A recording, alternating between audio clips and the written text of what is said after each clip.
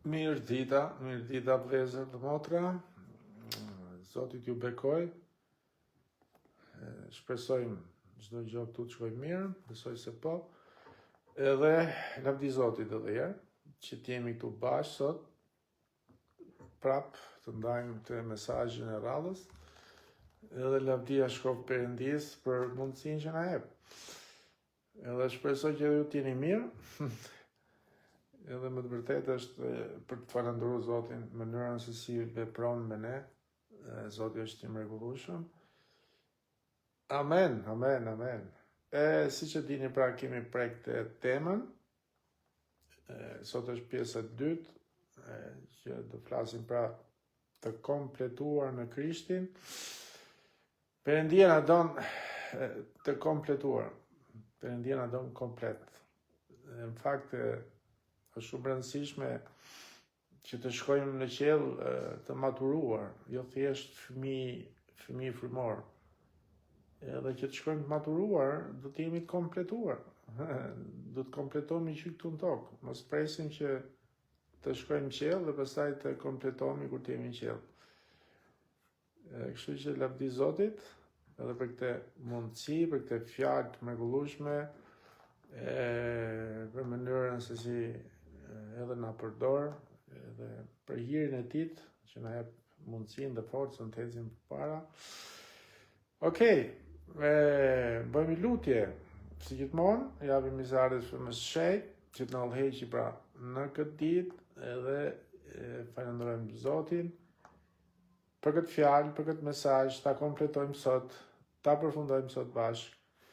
Amen, aleluja, bëjmë lutje, si gjithmonë, atë Perëndi, të falenderojmë sot, falenderojmë për gjithçka, për këtë ditë, mundësinë që na jep të jemi këtu, për të besnikëri që ti e për të rinë për ditë ndaj nesh, për atë besnikëri që ti o Zoti i madh, me të vërtet, jo vetëm me për të rinë, por fjala jote është që ti nuk të lën, nuk të braktis.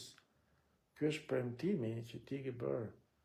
Se cili nga ne që është një nga premtimet më të fuqishëm që lexojmë në Bibël, pas shumë atyre premtimeve, por ky është Zoti i madh ajo që na inkurajon për ditë që ti je me ne. Të falenderojmë atë mundësinë që na dhe sot për këtë mesazh, për këtë fjalë, fryma shenjtë si gjithmonë të japim mirë se ardhjen, të na mbulosh, na udhëheqësh, të flasësh ti, kemi nevojë për ty, fryma shenjtë. Duhet të flasësh ti, duhet të jesh ti mësuesi jo më i madh, jo vetëm imi, por të gjithë ato që të dëgjojnë Zoti i madh.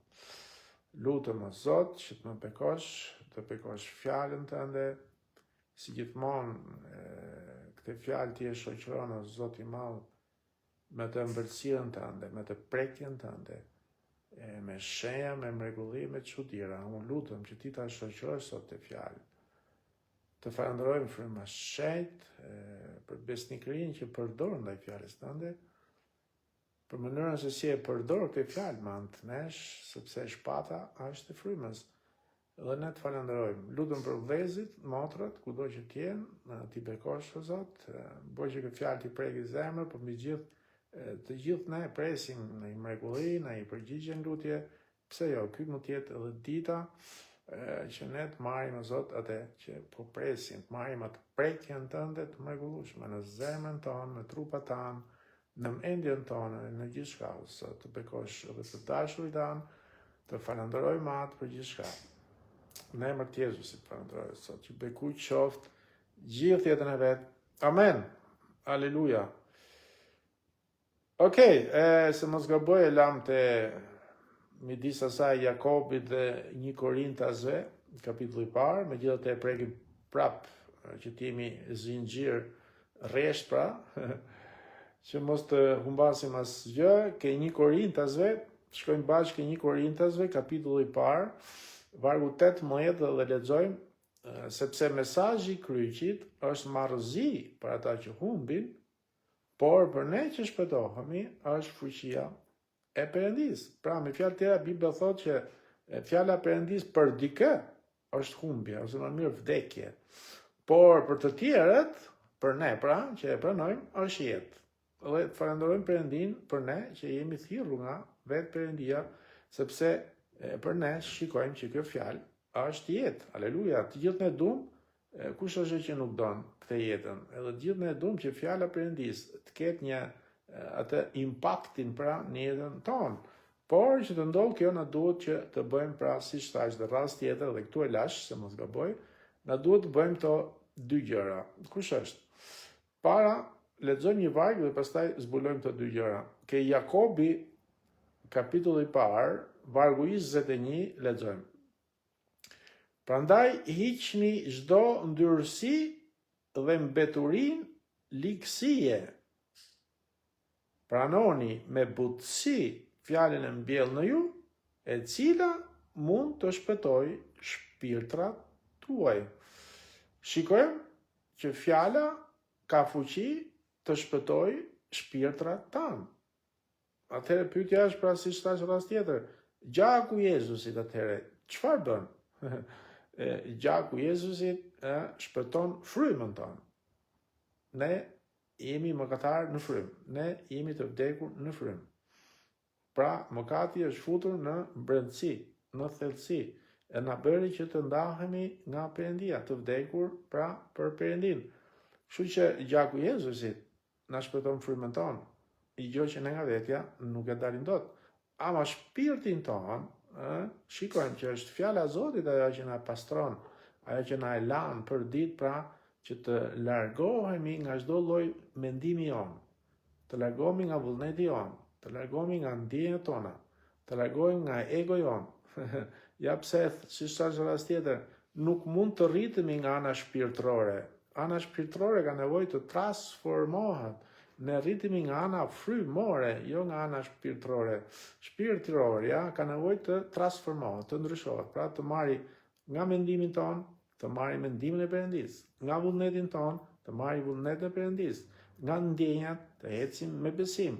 Kupton, nga ego të jemi bujar, ashtu siç na do Perëndia. Pra do një transformim, nuk mund të rritesh nga ana shpirtërore. Rritja është frymore, rritemi në frymë. Dhe kur vjen ky ndryshim me anë të fjalës në mendjen tonë, pra, atëherë edhe ne e praktikojmë, ashtu rritemi dhe forcohemi edhe nga ana frymore. Por shpirtërorja ka nevojë të transformohet, pra të zëvendësohet me atë të Perëndis. Këtu pra lexuam se si fjala e Perëndis shpëton shpirtin ton. Edhe kjo është ajo që ne gjithë do japim llogari një ditë para gjykatës Krishtit. Ku është shpirti jon, ku është mendja jon, si kemi ecur në këtë botë, si kemi menduar, çfarë vullneti kemi ndjekur. Prandaj është e rëndësishme pra ta zëvendësojmë me fjalën e Perëndis, ta mbushim mendjen dhe shpirtin ton me fjalën e Perëndis. Dhe kur bëjmë atëherë ne rritemi edhe nga ana frymore, jo shpirtërore, por frymore. Pra, po lexoj edhe herë Jakobi 1:21, është e bukur.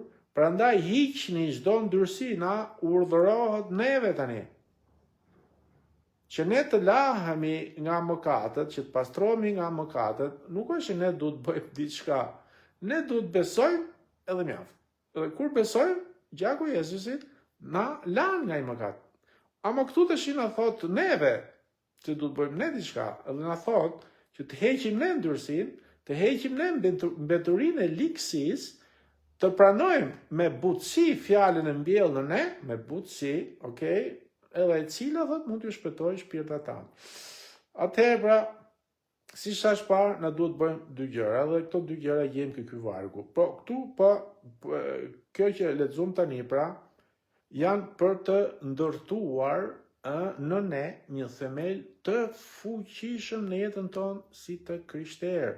Pra për të pasur një jetë të rezistueshme dhe të qëndrueshme në Krisht. Ai sa kur të vinë, sepse do vinë to përmbytjet, do vinë sfidat, do vinë provat, por kur të vinë ky rrebeshi në jetën tonë, që për fat keq në këtë jetë, në këtë botë, dim që jemi në luftë dhe do na vinë, ne mund të qëndrojmë të patundur kur ne pra i heqim të gjëra. Ja pra, shikon se si i rezistojmë ne këtyre sfidave, këtyre provave, se ne themi lutja. Po shikon sa fuqi ka fjala.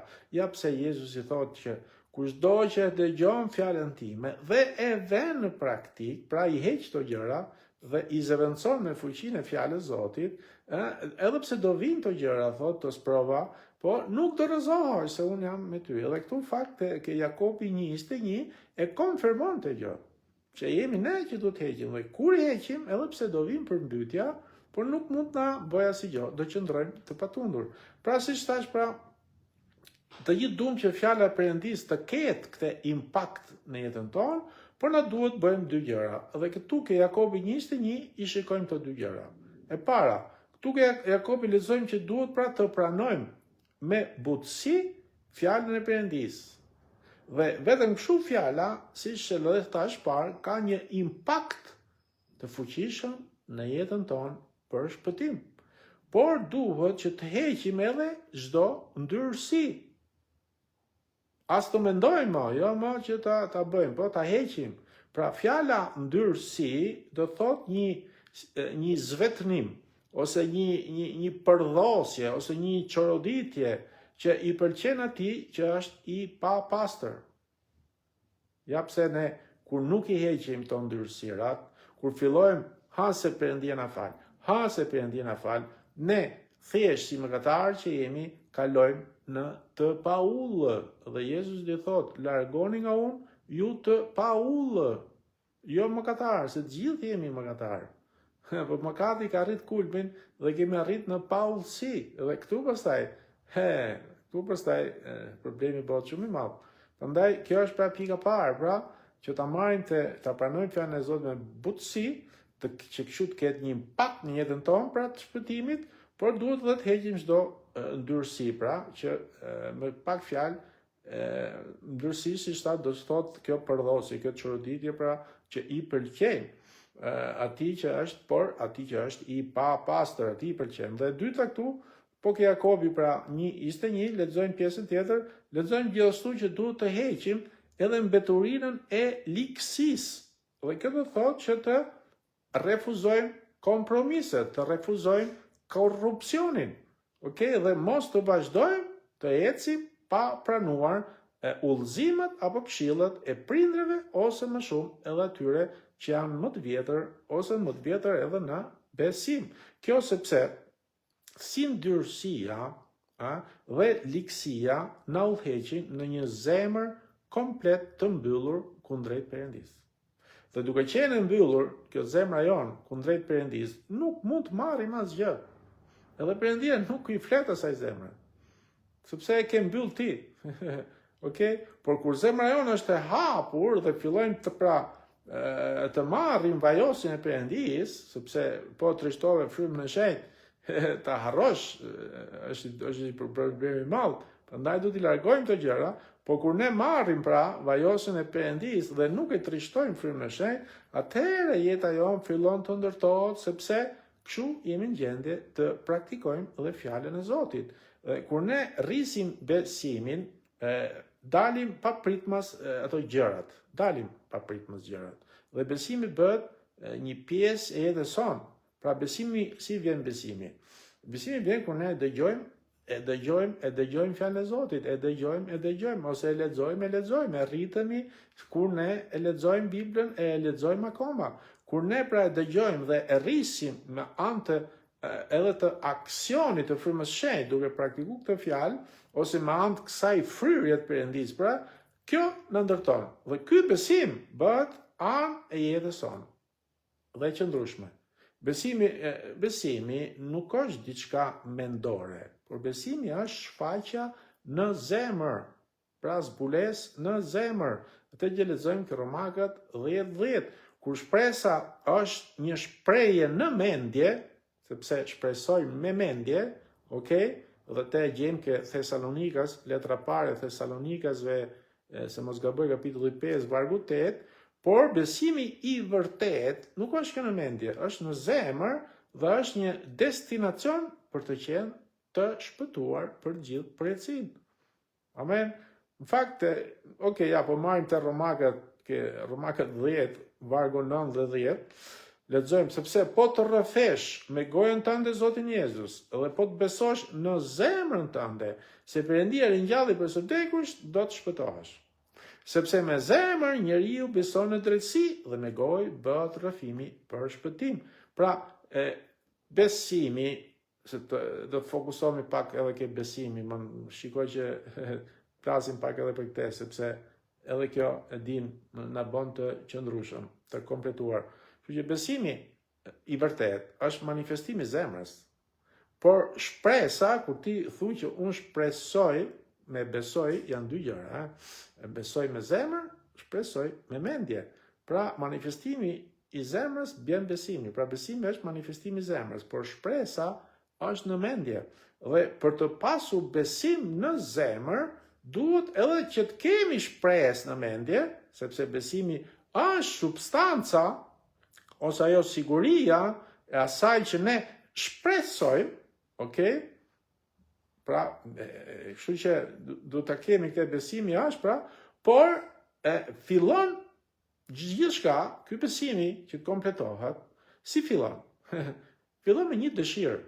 Ja pse Zoti na ka dhënë neve, na ka lënë të lirë. Që neve ta kërkojmë Perëndin. Po si fillon që ne të marrim të besimin komplet, të zbulesë komplete nga Perëndia? Si fillon? Si mund ta marrë, sepse disa besojnë si puna jonë, që besojnë, disa tjerë jo, e nuk parrin dot. Si fillon ky besimi? Pra fillon me një dëshirë. Fillon me një dëshirë dhe vazhdon me shpresë. Okay? Dhe kur shpreson për diçka, çfarë bëjmë ne? Lutemi. Pra dëshira fillon me dëshirë, vazhdon të shpresosh për atë gjë, dhe kur vazhdon të shpresosh për atë gjë, çfarë bën? Lutesh. Dhe kur fillon e lutesh për atë që shpreson, dhe lutja, kjo lutje pastaj bjen besimin në zemër dhe bëhet siguri e plot. Ja si arrin pra të kompletohemi në besim. Dëshirë, shpresë, lutje dhe besim i sigurt dhe i plot. Pra shpresojmë për të ardhmen, është diçka që ne shpresojmë gjithmonë në të ardhmen, shpresojmë gjithmonë në të ardhmen, por besojmë në të tashmen. Kështu që besimi është tani. Shpresojmë, po që akoma ke shpresa, atëherë lutu. Që kjo shpresa, ky shpresim të bëhet besim, të bëhet reale, të bëhet e vërtet, edhe pse nuk e shikon, po ti do marrësh dhe e beson dhe mjaft. Kurse po shpresove, po të ecë akoma me shpresa, me këtë shpresë që nuk është e keqe shpresa, sepse siç thash, dëshira, shpresa që edhe nga greqishtja janë dhe sinonime afërsisht, por në shqip ka një farë dallimi, fakt dhe ka, se dëshira ime është gjë tjetër, por kur shpresoj bëhet më përpara, më gjatë pak, por besimi është real fare. Pra ne besojmë tani, shpresojmë në të ardhmen që do ndodhi, por besojmë tani dhe kjo vetëm fal lutjes kur ne besojmë. Pra që e shndron shpresën që ke në mendje në besim të plot. Ke Gjoni 14, vargu parë, lexojmë. Zemra juaj mos u trondit. Besoni në Perëndi dhe besoni edhe në mua. Pra fjala edhe në mua. Këtu ka diçka që edhe këtu ka një zbulesë. Çfarë demonstron? Demonstron një lëvizje ose një proces, si mu themi, nga një gjë në tjetrën. Në fakt ne lëvizim ose spostohemi nga besimi në besim. Sepse edhe tek letra e Romakëve, se mos gaboj kapitulli parë, lexojmë që ne rritemi nga besimi në besim. Ne lëvizim, rritemi nga besimi në besim, sepse është një proces i vazhdueshëm puna e rritjes besimit. Pra besimi është një forcë frymore ku ne me anë të saj, me anë të këtij besimi, pra, që kemi në zemër, me anë të saj force frymore, shikojmë atë, shikojmë me sy, atë që sy tanë natyror, për momentin nuk e shikojmë, por shikojmë me sy të zemrës edhe sikur e kemi bërë tonën, është e jona. Nuk është nevojë që ta shikojmë. Ne dim që jemi të shpëtuar, ne dim që jemi ullë në vendet qellore në Krishtin Jezus, por faktikisht a jemi? Jo, sy tanë natyrore shikojnë? Jo, po si e shikojnë? Me besim, me sytë e zemrës, me sytë e besimit. Dhe kjo është që na gëzon. Pra, si duhet të lëvizim, pra. Edhe në mua, besojnë e Perëndin, edhe lëvizje. Ke psalmi 27, vargu 13, fakte kemi një konfirmim për sa i përket të këtij vargu nga ana Davidit. O sikur të mos isha i sigurt të shoh mirësinë e Zotit në dheun e të gjallëve. Pra Davidi këtu, kjo o këtu është merret si pak si negative, por nuk është o me kuptimin që bo, po ma mirë do ishte. Sikur të mos isha i sigurt të shoh mirësinë e Zotit në dheun e të gjallëve. Këtu Davidi fakt besoi më përpara. Pastaj e shikoi. Në fakt, besimi, siç e dim, vjen para se ne të shikojmë me syt natyror. Kështu që kemi besim të vërtet, por ka edhe një besim të supozuar ose të hamendësuar. Por ne si besimtar, ne na duhet të dallojmë këto dy lloj besimesh. Linja është shumë e hollë dhe e mpreft. Dhe kjo linjë shënon atë, si më themi, atë kufirin midis suksesit dhe shkatërimit.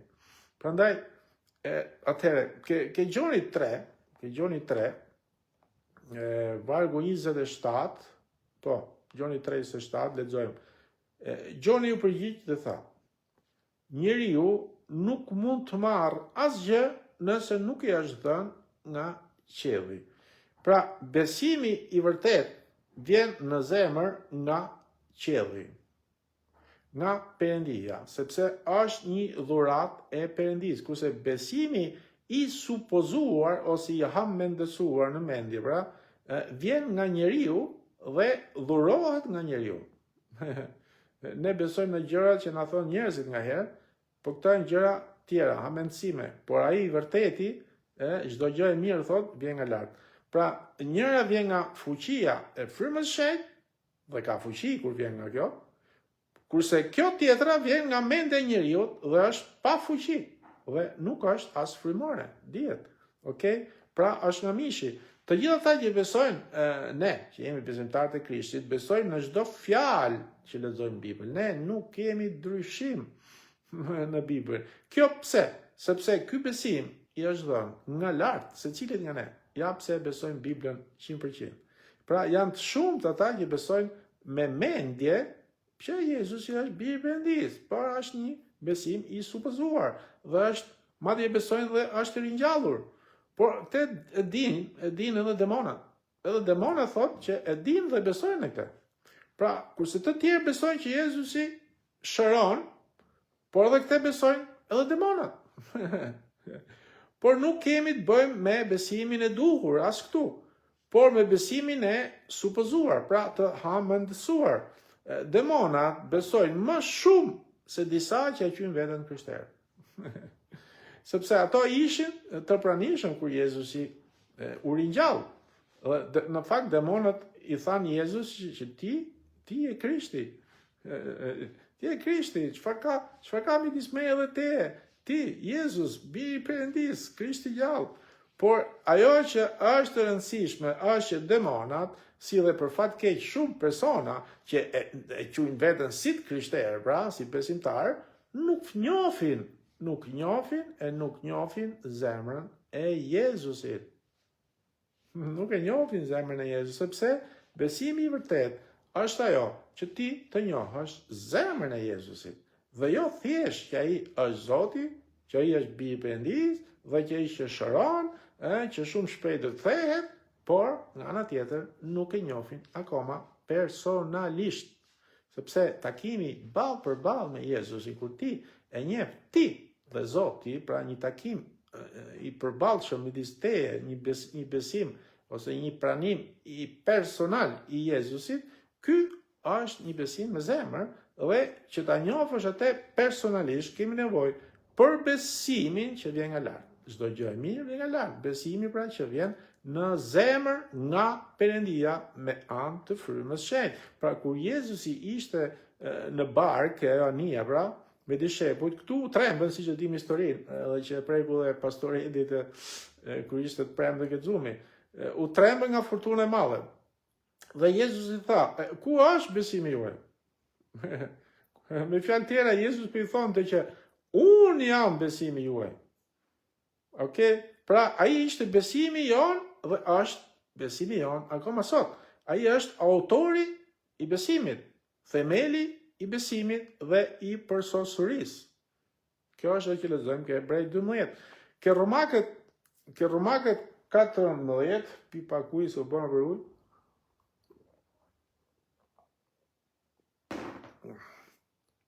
Ke Romakët 14, lexojmë vargun vetëm 23. Lexojmë ke vargu 23. Pra Romakët 14, 23. Marrim këtë varg, edhe mja besoj. Por ai që është me dy mendje, edhe sikur të haj, është dënuar, sepse nuk ha me besim. Dhe çdo gjë që nuk bëhet me besim, është mëkat. Romakët 14, vargu 23. Aje, çdo gjë që nuk bëhet me besim, në qeka mëkat. Pra çdo gjë që nuk lind me fjalë nga Perëndia, është mëkat. Sepse çdo gjë e mirë vjen nga lart. Por çdo gjë e keqe vjen nga poshtë. Kështu që prandaj vjen nga toka. Kështu që çdo gjë që lind nga Perëndia, që nuk lind, që nuk lind nga Perëndia është mëkat. Por besimi është një besim i kot. Pra, po nuk lindi nga Perëndia, është mëkat. Me pak fjalë është një besim i kot. Besimi i vërtet na vën neve në gjendje që të marrim. Por besimi i hamendësuar ose i supozuar na detyron që të kuptojmë me forcë diçka. Pra, besimi i vërtet na ndihmon të marrim. Kurse ajo i supozuar na shtyn me forcë që ta kapim atë. Pra, besimi i vërtet është në lidhje me fjalën e Perëndis. Besimi i supozuar është në lidhje me atë që njerëzit mendojnë. Amen. Amen. Amen. Ensome i themi këtu, po nuk na intereson shumë, po në këtë rast po amen, sepse është vërtet. Pra, nuk është besimi i vërtet kur ne themi me mendje që jam i shëruar, sepse besoj e mjaft. Por besimi i vërtet është kur ne i drejtohemi Perëndis në lutje, duke i kujtuar atij atë që ai na ka premtuar tek fjala e tij, ke Bibla.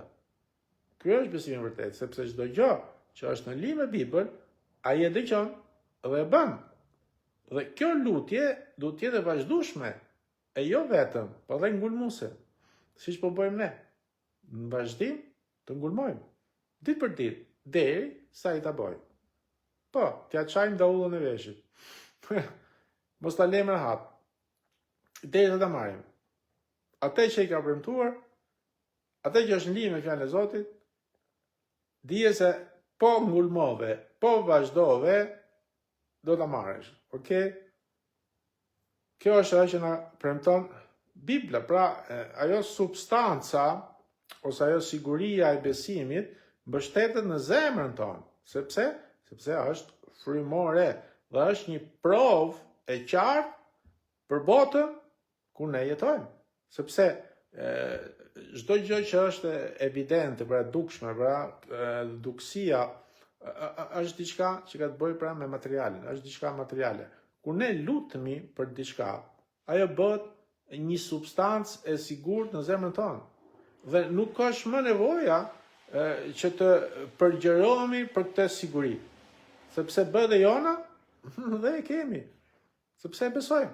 Pra, edhe kur jemi të sigurt që e kemi, ne e demonstrojmë në botë siç da do të demonstroj, po vjet dita edhe imja, sepse jo më kod e kam shkruajt, kështu që do të them të që kur jemi të sigurt që e kemi, ne e demonstrojmë në botë. Okej, siç bëjnë shumë që e dëshmojnë, sepse besimi i vërtet merr gjithmonë premtime. I merr ato premtime. Kurse besimi i supozuar mund të marrë ndoshta një shërim, por nuk kemi asgjë në zemër që mund ta demonstrojmë me çiltërsi. Sepse besimi i supozuar të thotë që ta shtysh për të marrë atë, kurse besimi i vërtet bën që të bëhet e jona çdo premtim dhe është e jona mjaft. Prandaj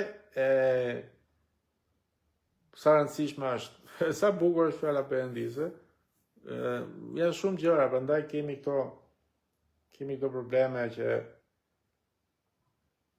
lutën nuk marrin, dihet nuk marrin, ose vjen shpresën ose besimin më shumë ke diku tjetër se sa ke Zoti, ose nuk lutën, janë me këtë besim të hamendësuar, pra të supëzuar, ja pse Zoti na don të kompletuar, të dim.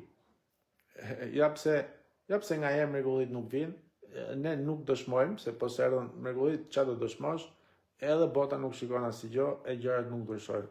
Se nga herë jemi edhe ne, e dim, kemi ardhur në një moment tani, bota shfut në një moment shumë të vështirë, njerëzit e shikojmë se si përpëlitën sa ndej këte, kjo botë i tërheq pak, me thënë drejtë, i tërheq pak si shumë, tani me këto rrjetet sociale që kanë dalë haptas në gjithë shka, djalli për i merr kohën, nuk parrin ta kuptojnë që po humbin gjën më të çmuar, më të vyrë, që është koha ku ne mund t'ja kushtojmë Zotit edhe mund të marrim, mund të dëshmojmë, mund të shtrijmë më shumë, më gjatë, më gjerë këtë mbretëri. Prandaj nga janë edhe ne si besimtar, kemi një farë përgjegjësie me kuptimin që Zoti don na japi ta bëj, por shumë gjëra ne nuk i kuptojmë.